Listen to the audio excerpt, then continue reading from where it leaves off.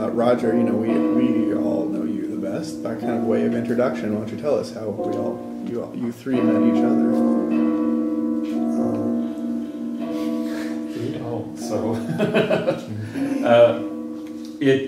It turns out to be fairly complicated and a complex weave of things that were happening. And Roger's passing along this timeline That's that what we we came developed. up with this weekend. And how these things got started. And as you might imagine, they began as very separate threads, very separate lives. Roger and Karen doing what they do, and me doing what I do. And I was doing my work in Washington, and they were doing their work in all the various places that they do it. And as you look at this timeline, and you can see certain events brought them to Washington. And there were several years of, according to that timeline, from roughly 1997 to about 2005, I think it was, where we were doing things completely separate from each other. When we were students, well, after we were students and we were living, barely living in Europe, we were contacted by a foundation called the Institute of Current World Affairs. And they offered us a fellowship and said, if you could be anywhere, where would you be? And so we had one night to decide. And Karen said India, and I said Japan, because they were just places that we thought it'd be really great to Of course, know we something. never agree, so. Yeah. But by the time... So where'd you end up going, for the record?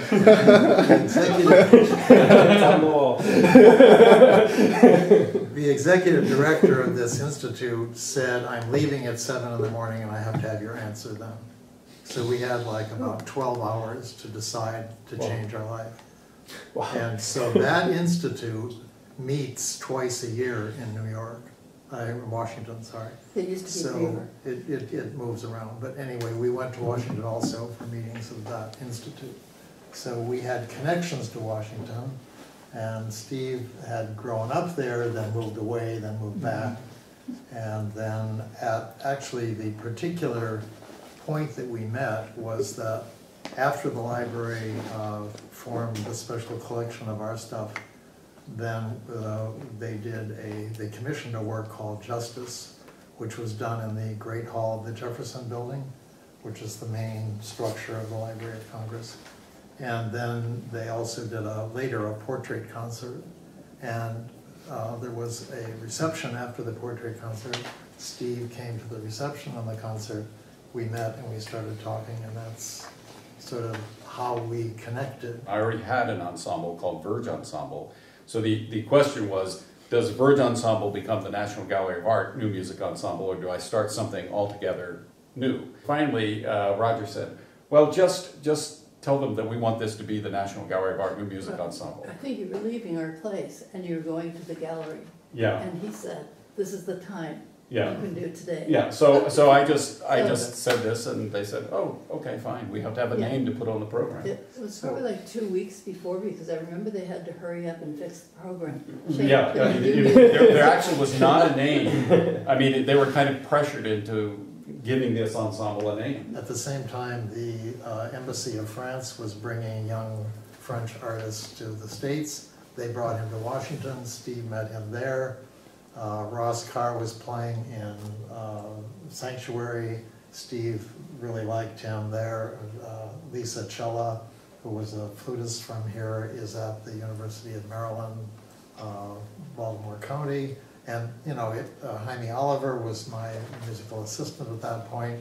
So all these people who were known to us and had some kind of variable intersections with our various lives, they're the people that we decided to put in this ensemble.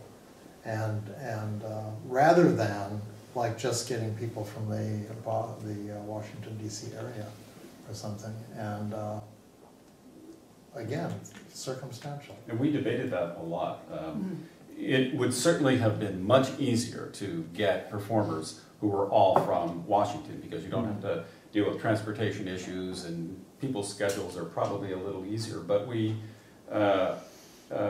thought that the way to do it was, given this opportunity to handpick the people who we liked working with and we knew were comfortable with contemporary music and comfortable with music technology. There was a sound company involved, and they did mostly traditional sorts of things. And I remember our initial discussions would be things like Roger and I would say, well, we're going to run cables like this, and we're going to do this and this, and they'd say, well, no, that's not actually what you want to do. What you want to do is like this. And we would say, no, this is how we want to do it. And they'd say, well, that won't work. And they would say, it will work. And I remember them being very skeptical about it until after the performance, and they were just stunned at how well it worked and how interesting it was. They've had a continuous series of concerts at the National Gallery since the middle of the Second World War.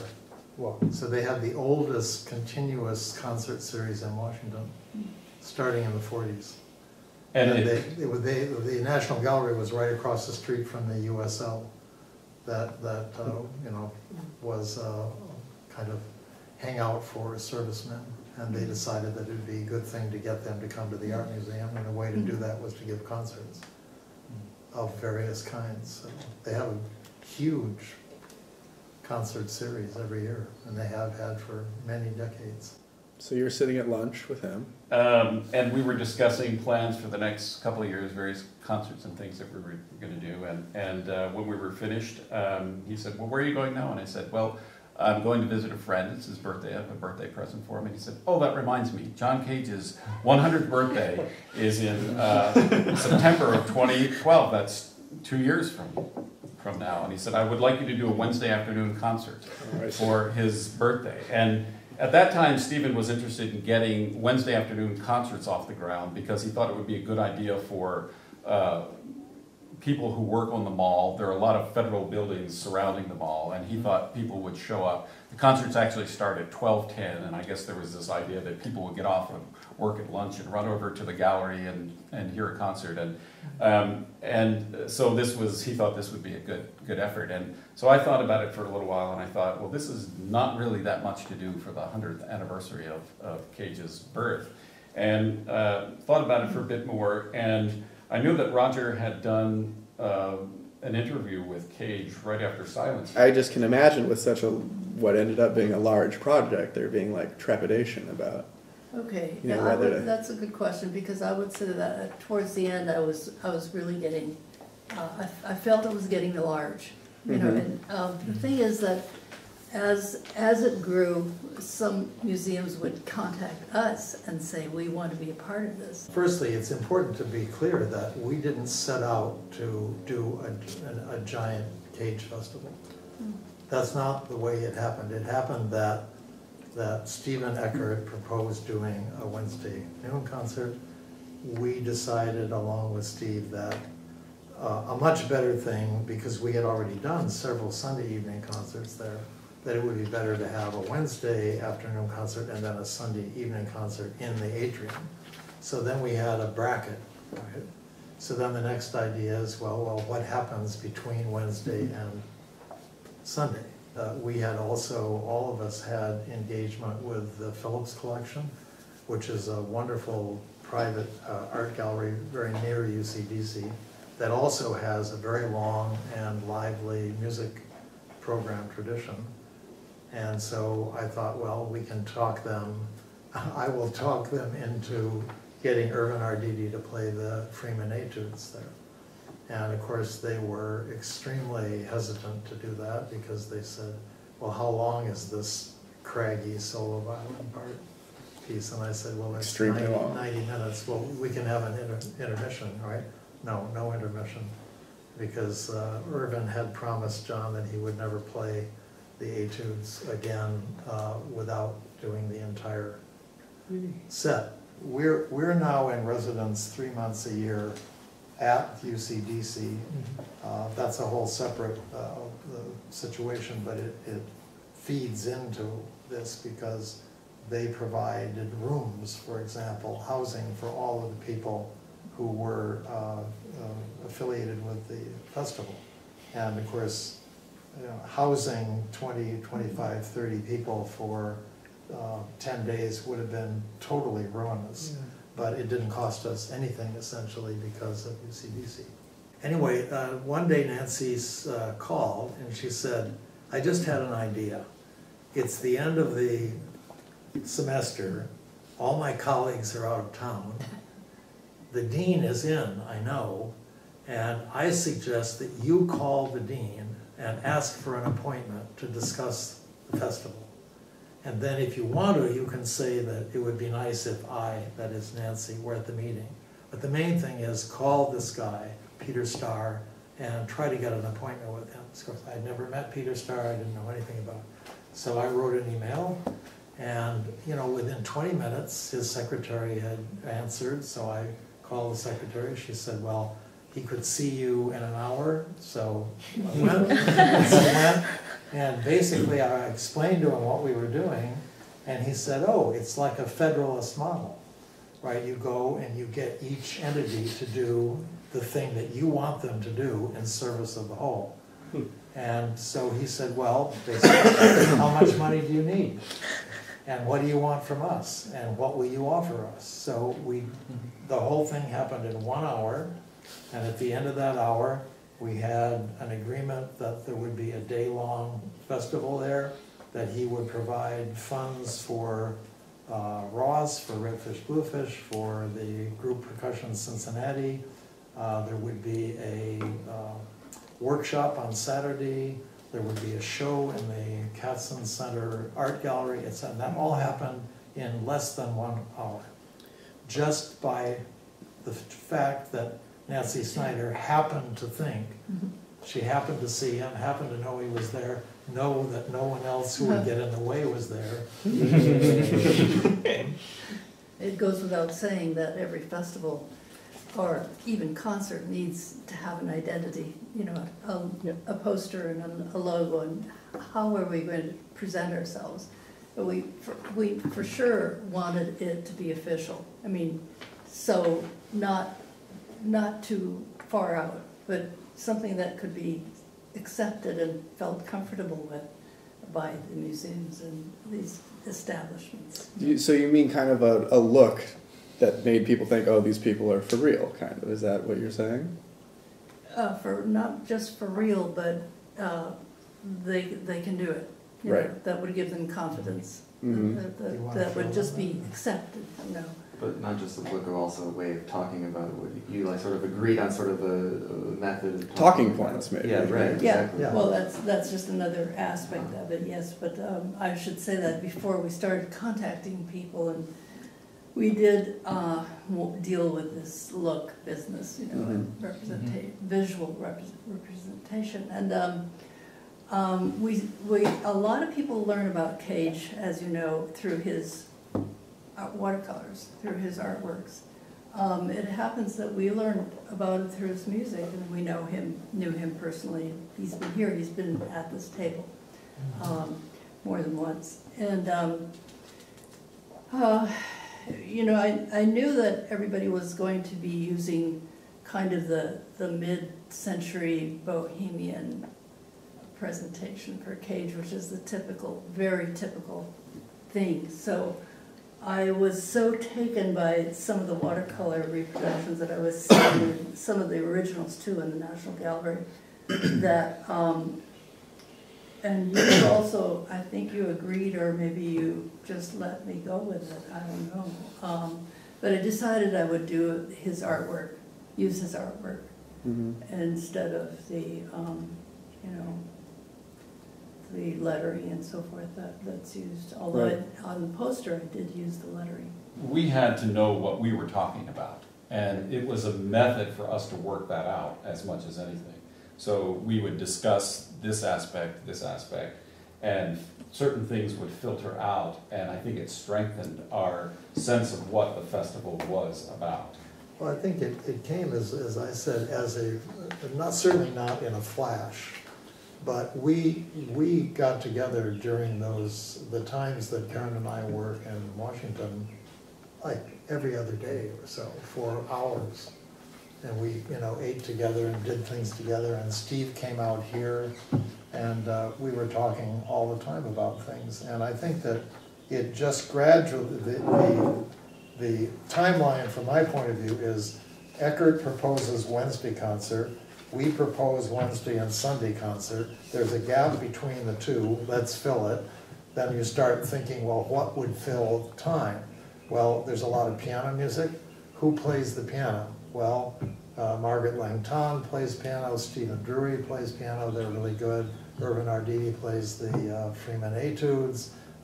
There's, we ask about percussion to mainly Ross, and actually Brian Brandt said, well, the group that worked the most with Cage was the group Percussion Cincinnati, and Cage chose all their instruments for him. So all the instruments that they play are sounds that Cage personally selected.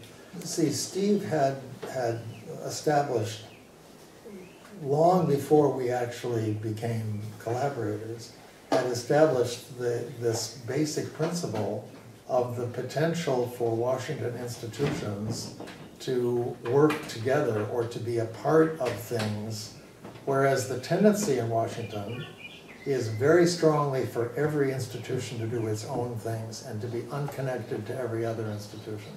There's really this sense of, I have anyway, of institutional isolation. So there's all kinds of repetitions, they do the same things but in different locales and so on. So the thing that I think that we could bring them more than anything else was connections to an enterprise larger than any they would normally put on and that have prestige. So for the American University to be connected with the University of California, to be connected with the National Gallery, the Library of Congress, this is really good for them. And the dean sees that immediately. And these other institutions, some of them, have already signed up. So he's got a kind of natural sounding board there.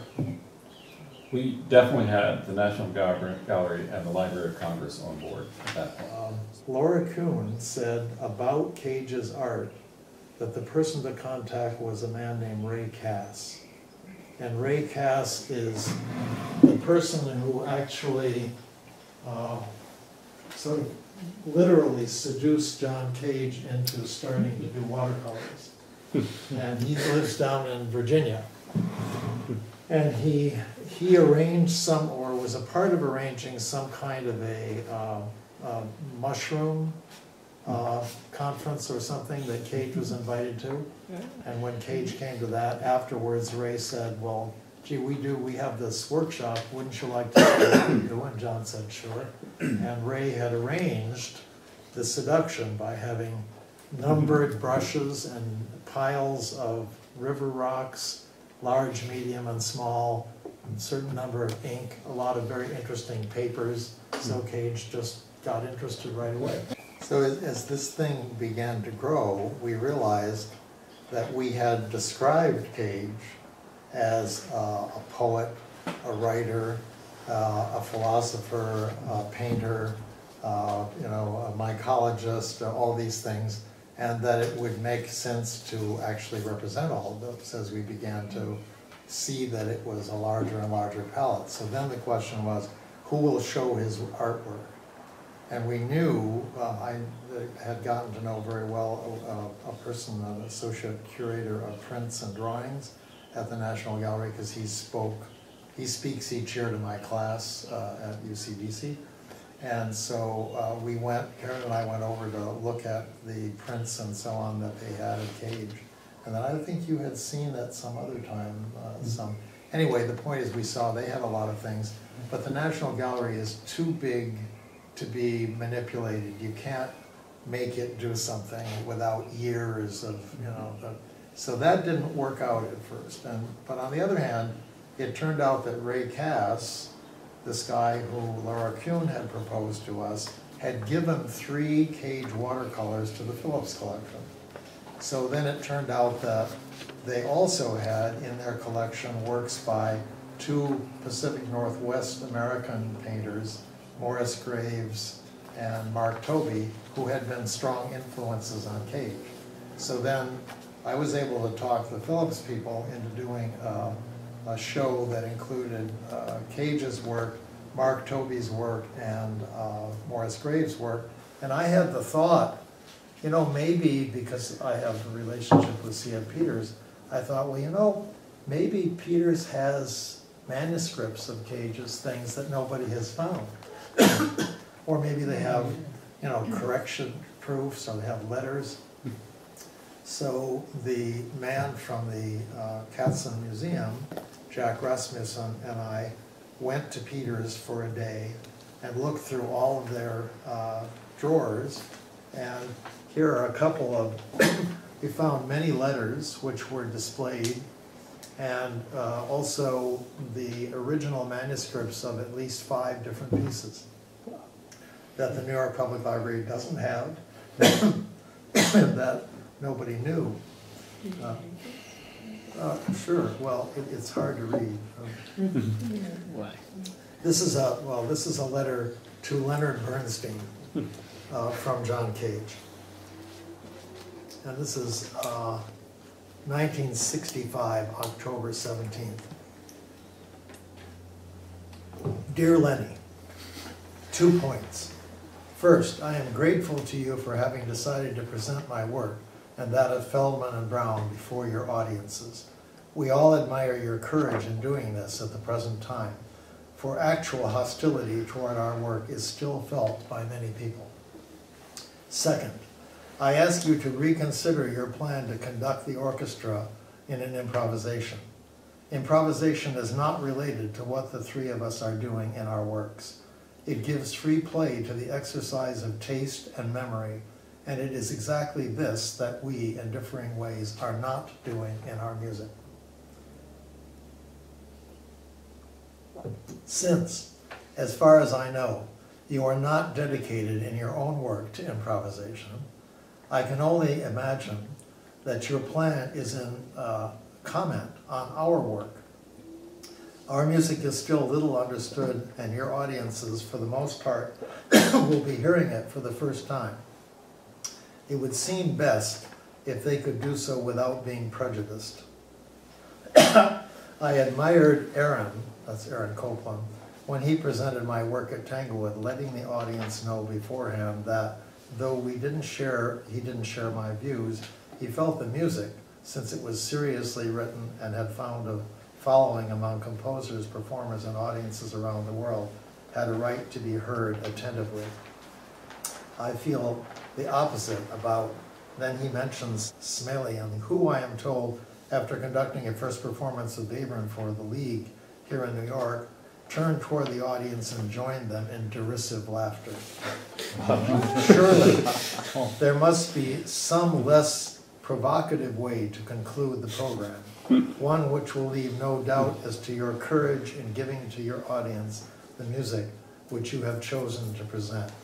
With best wishes and friendliest greetings. And of course, he did go ahead and did have an improvisation with the Philharmonic, and it was a catastrophe. I know I had a few favorites. What I remember is we had put together a list, and there were 3 or 4 pieces that I really wanted to hear him play, because I know that they were ones that he just, you know, they were kind of signature Cage pieces. In a Landscape was one of them. 433. Right, he's quieter than anybody when he plays that. Well, he didn't actually want to play. No. Well, there's a very funny story about that. That was one of them that we realized as we were looking at all of these things that was one piece that was not in any program. And we debated whether we wanted to do it or not. And Well, we had the original manuscripts from the Peters file of that piece. They were going to be on display, so I had asked Steven if he would do it, and he was kind of reluctant about it. And I said, well, you have to see this museum. It's really wonderful. There's a large glass door that opens, and if you do 4 minutes and 33 seconds as an encore, then before you come out, we'll make sure that the doors are open, and it'll be just like the premiere at Woodstock. It was done in a barn, and you'll hear all the noises and everything. And his comment was, I don't do encores. so it ended up getting embedded in the concert. But if you remember that day, if it had been the last piece on the program, it would have been astonishing, because there was a freak storm that came through. And at the very end of the concert, and the wind was just howling and the skies turned dark. Fantastic. Why I believe so much of this worked so well and so efficiently was that we weren't asking any of these institutions to do something that they wouldn't ordinarily do. For the most part, the Krieger was actually, I think, very excited to be a part of the project. It was, again, it was a kind of honor to them to participate in what was becoming this collection of very exciting institutions in Washington. The festival had made an agreement with Ross to be the curator of the Friday events, and then he in turn, talked to other Redfish Bluefish folks, and he got in touch with Steve Schick as sort of our representative. Karen mentioned that institutions or entities came on board. There were 3 that had sort of different fates. One was that I had gotten to know people at the new Arena Stage facility in Washington, which is a fantastic new theater complex, 3 theaters and very active dynamic programs as a function of the course that I teach at UCDC. Cage came, he read this amazing text, which was very entertaining and very clever. So I thought, well, we could do a production of that. And there's just all sorts of logistical problems. And one of the ones that came to my mind is that in Washington, you can't park on the street from 4 or 4:30 till 6:30. You just can't park on the street. So all these things, we're juggling all these things. Food, how do we get people back and forth from one place to another? How do we get them? Well, this Roger Rock, the business manager at UCDC, just suddenly told us a week before that he would rent a van. And if without that van, I don't know how we would have managed. So let's talk about you, Karen. You mentioned the press, that these things got lots of press and lots of people. And I was there to observe that was indeed the case. Yes. Where do you think all these people came from? How did they hear about this? And do you guys have a sense for, did you have fans of the festival who would be there, throughout the week, or were there more people who would come, people who knew, for instance, about, say, the Krieger concert series, or who composed the audience, do you think? Yeah, the question is, I think probably not musicians. I think DC has a great number of educated people who love film and art and music and all kinds of things, and they're very curious.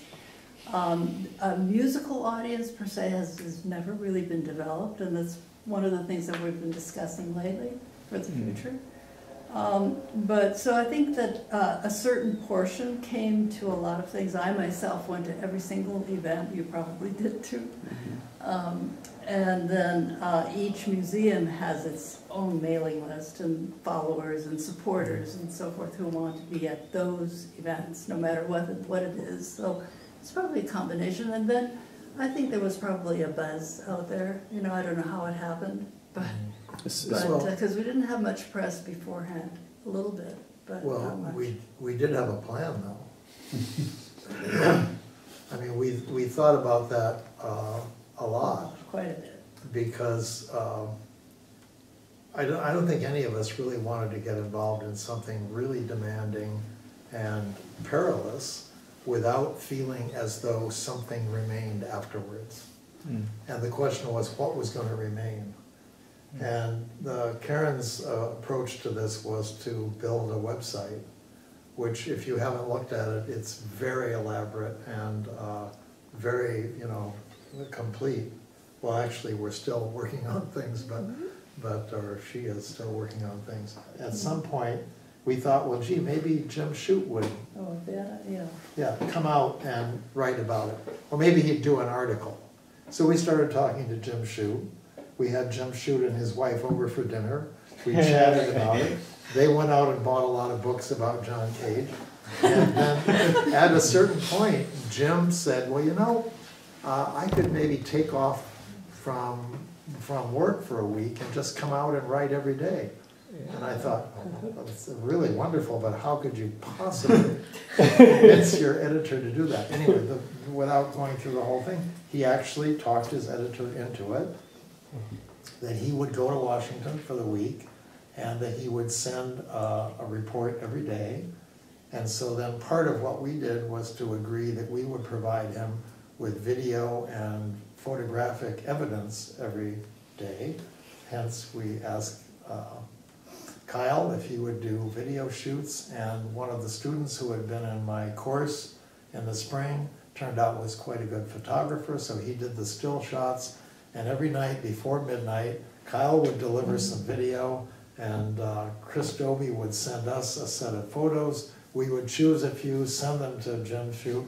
He would put them in, and then the Washington Post started writing us, asking for images, and so on. So the Post and the San Diego Union, of all things, interviewed every event. Can you each remember maybe like a high point and a low point in the whole thing, and share those with us? I'll go first on that. My high point was at the beginning when we would just brainstorm. It's really a really good feeling to just let your mind go and have ideas, some of which work out, some which don't. And you know, it's just a really good feeling. And being a matchmaker, gets to be harder. As it went on and on, it got to be harder and harder. More and more work, and somehow we didn't get more people to help us. I couldn't find a good proofreader, so I had to do it all myself. Once in a while, Roger doesn't like to do it for me. You helped me a lot on that. I'm incompetent.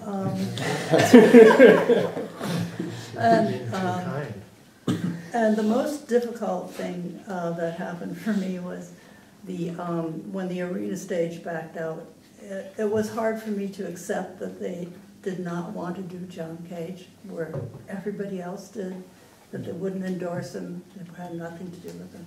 It's over. It was great to work with so many extraordinary musicians. That was another high point. I remember there were, on the other end of that, one of the low points, I remember some conversation with you walking somewhere thinking, God, what if all of these performers really hate us for all of this stuff? Because really we're sort of shuffling them from one place to another. You know, rehearsal here, concert here, going over there. One aspect we didn't talk about is that we kind of cross-pollinated some of the performers. We asked them, they had their main concert, but we also asked them if they would play on something else as a kind of cameo performance. And so, you know, they weren't really getting paid very much to do some of these things, and they were shuffling around. And I remember thinking, yeah, some of these people are going to murder us for what we're asking them to do. That's actually why we're here. And I remember thinking that no matter what, these guys are so great that they may despise us, but they're going to go out and do an extraordinary job once they walk out on stage, and it turns out that they didn't hate us. So I would say that the working with such an extraordinary bunch of performers was one of the high points. The other high point was working with these two guys, because we have this symbiosis, this thing that's kind of non-definable, that just simply works very, very well. Low points, I think Arena Stage was one of the low points, but at the same time, because of our ability to think really fast and because of this connectedness to so many other things, I think we solved the problem in like 3 days, and that was a huge problem to have to solve. And so.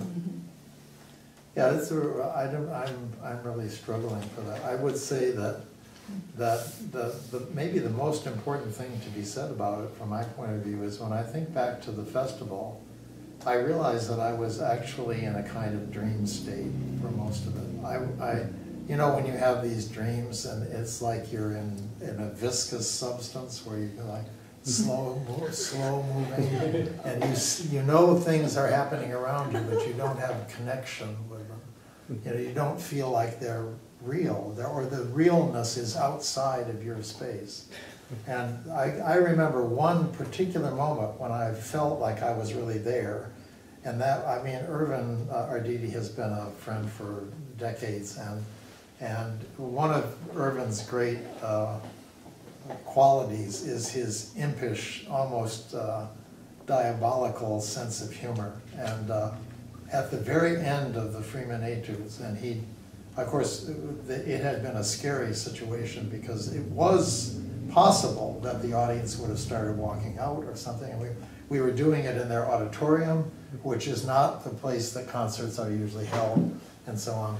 But it was incredible, and it was electric. And I remember vividly at the very, very end when Irvin finished, and he held it for a moment, and then he raised his head and he gave this wicked smile. Like just saying, like, I did it. The smile was almost as good as the performance. So. But I would say too, as Karen did, that the most exciting experienced part of the whole thing was actually planning it and having everything happen, just fall into place. We haven't even mentioned the whole issue of the tribute concert compositions. Yeah, the illuminations. Structurally speaking, there was a lecture series as well, the art shows, and then tribute commissions. There were 10 tribute commissions, which was probably my favorite part of everything because I'm such an addict for something new. So these were new little pieces that were written in tribute to Cage. And especially I wanted 2 young composers, very young, and then these 2 who were reticent at first, but I wanted to see them on too as well. Well, it was your idea really to do the tribute commissions. Well, it's kind of standard. That's when we really knew that we had something. This is just very early scribblings of mine about figuring out, who, and because everyone we asked immediately said yes.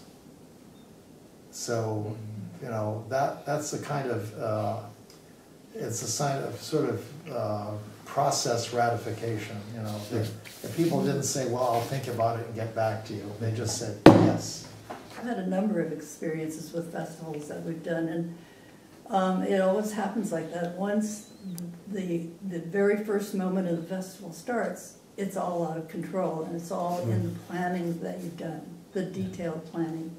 If it's there, it's likely to happen.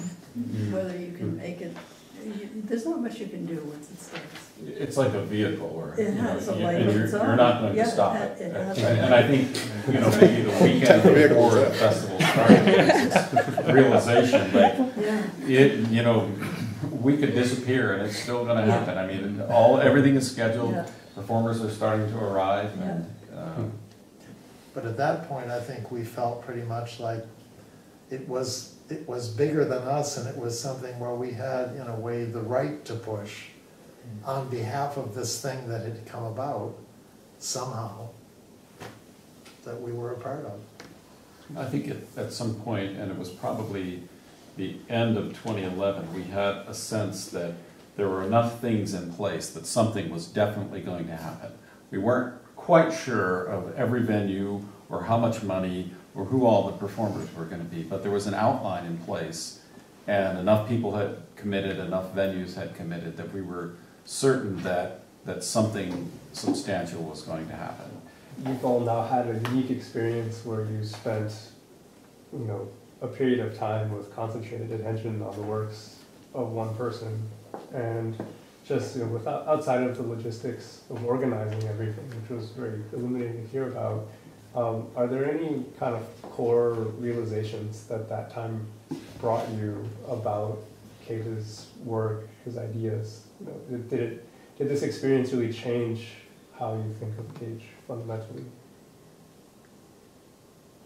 Well, I would say that it gave me a broader sense of his works, because we did have to look at everything in depth. Obviously, we couldn't cover everything, but as a music student, I knew his percussion works, and I knew his piano works and his larger ensemble pieces. But for example, I had never heard of Alphabet before, and so that was a revelation to me.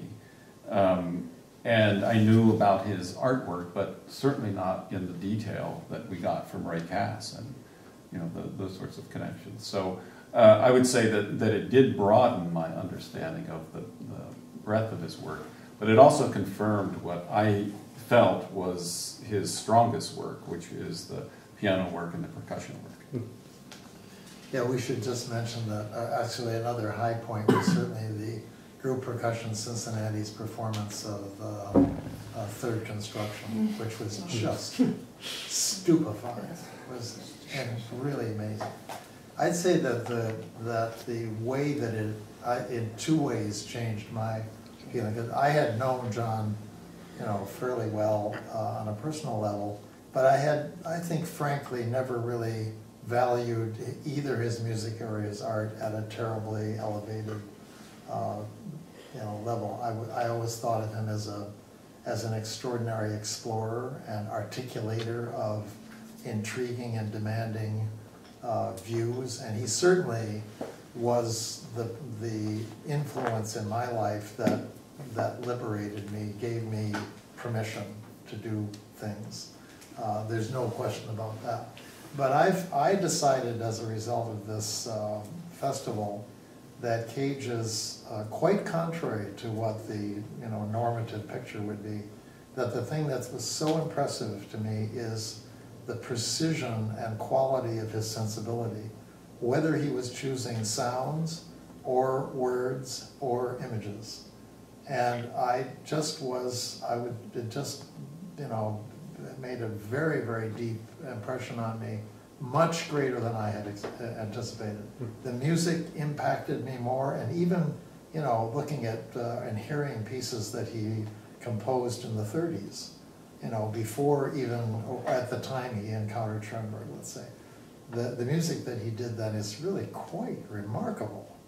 And you realize that he could have gone so many directions that he didn't go.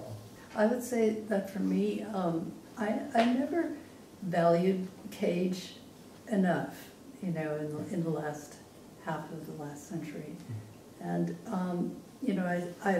I regard him now, having been a bit more educated, quite a bit more, like 10 times the artist that I thought he was. I was wrong. And I think too, Kyle, that there will be more celebrations of Cage. This is not the last of Cage. And so... we're not planning it. But I think they're out there.